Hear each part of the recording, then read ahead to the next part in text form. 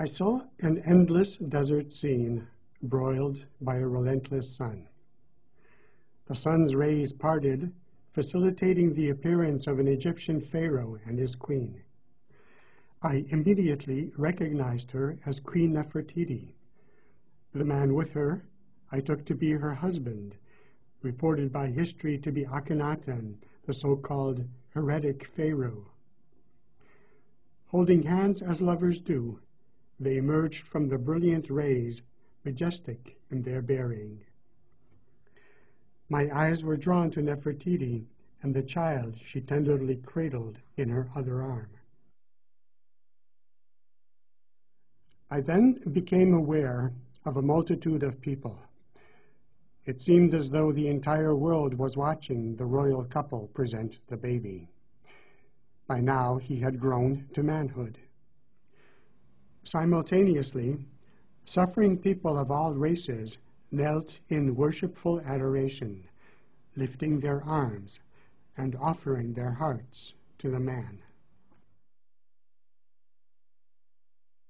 I became strongly aware of the tremendous and compelling force that went out from him, backed by the image of the rising sun, symbolizing the tremendous force at the disposal of this child who is to lead the world. I see the youth flock to him in much the same way that some of the youth today make their pilgrimages to their gurus.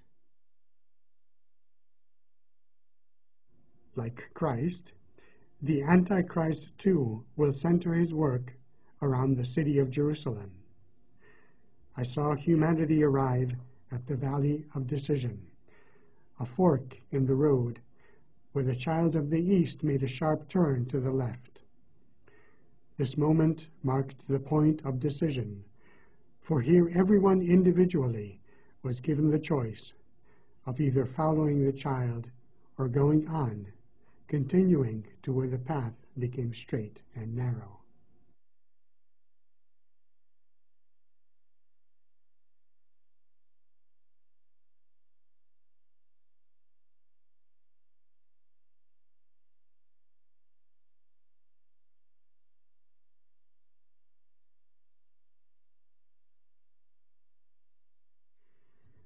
The detail Mrs. Dixon gives concerning the city of Jerusalem parallels corresponding passages in the biblical prophecies, and is particularly relevant as it points to one of the most important missions Barack Obama will accomplish, a mission for which he was carefully chosen.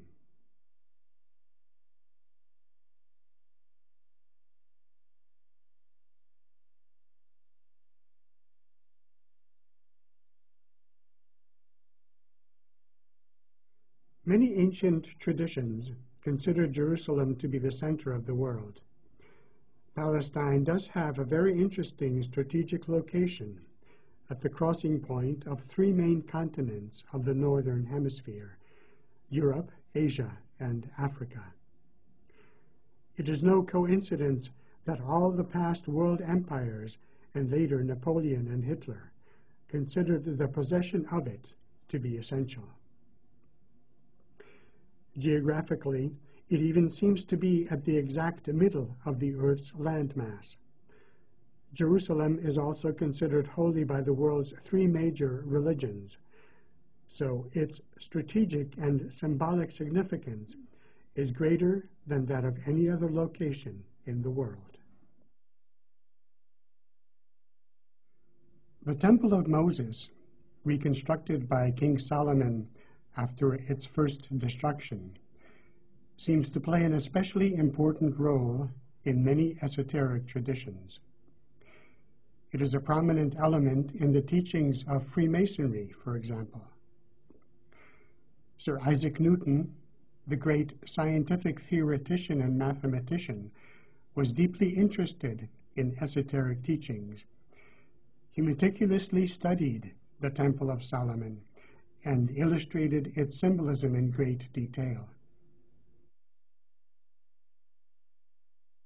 The place in Jerusalem where the temple and the priestly compounds once stood is now occupied by the Dome of the Rock and the Al-Aqsa Mosque, two of the most sacred Islamic shrines. It is from here that Muhammad is believed to have ascended to heaven after his death. The Wailing Wall, at which devout Jews pray, is a remnant of a retaining wall of the mount where the Temple of Solomon once stood. The Orthodox Jews believe that they are still obligated to perform the sacrificial temple rituals in adherence with the instructions of Moses, and so cannot truly fulfill the tenets of their religion until the temple in Jerusalem is rebuilt. They have detailed architectural plans for its construction and have already prepared the priests' robes according to the Old Testament descriptions. But of course the temple cannot be built unless something occurs which under the present political situation would be tantamount to a miracle, a solution to the Middle East conflict. The situation will develop into a crisis of global proportions, bringing the world to the brink of a nuclear holocaust.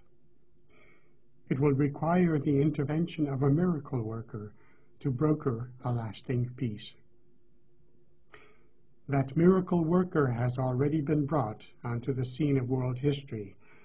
His name is Barack Hussein Obama, an American president with a Muslim background, whom all parties involved in the Middle East conflict can accept as a negotiating partner, and who will accomplish that of which no one previously had been capable, the task of bringing about a lasting solution for that perpetually seething conflict, which has been the main source of global instability for the past 60 years.